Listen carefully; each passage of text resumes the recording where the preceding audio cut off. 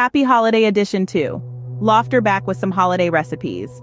Craving something sweet and savory this holiday season? Let's take a culinary adventure. Start with gingerbread cookies. Flour, baking soda, ground ginger, cinnamon, cloves, salt, butter, brown sugar, molasses, an egg, and vanilla extract.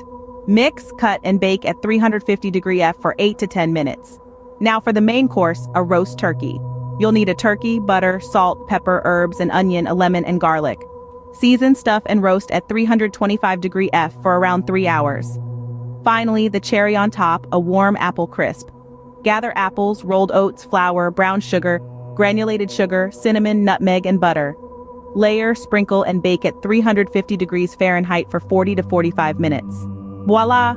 3 festive recipes to indulge in that won't pinch your pocket. Lofter wishing you all happy holidays.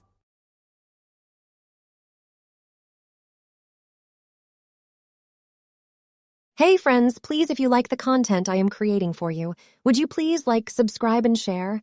I sure would appreciate your time, and thank you for helping me grow my channel. Have a fantastic day.